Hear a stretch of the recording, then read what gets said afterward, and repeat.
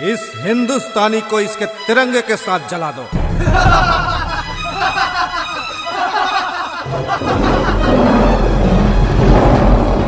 अरे भूल के इसे छन कर बे, नहीं तो ऐसे आज तूफान आही, कहूँ जरगे मोर तिरंगा के एक भी कोना, तोर पाकिस्तान भुंजा जाही।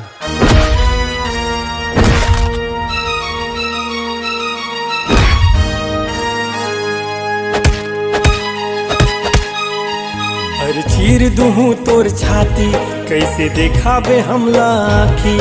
अरे चीर दूहूं तोर छाती, कैसे देखाबे हमला आखी। साले कायर तुमन पीठ पीछू से वारे ल करथा रे।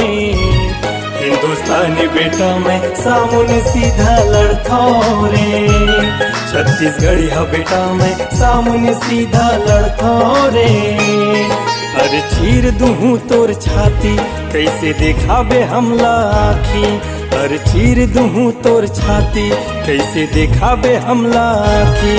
साले कायर तुमन पीठ पीछू से वारे ल करथा रे।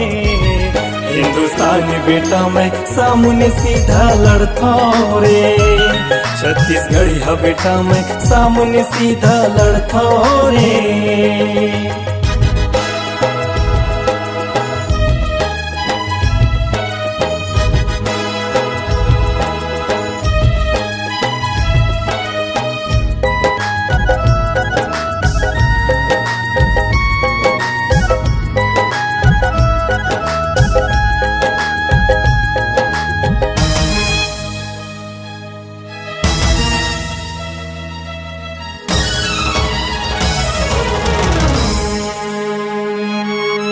हंसत खिलत जिंदगी ला उजाड़े, काबरे ऐसे कर थारे। भूल के कैसे इंसान तुमन हो, काबर खुदा से नहीं डर थारे।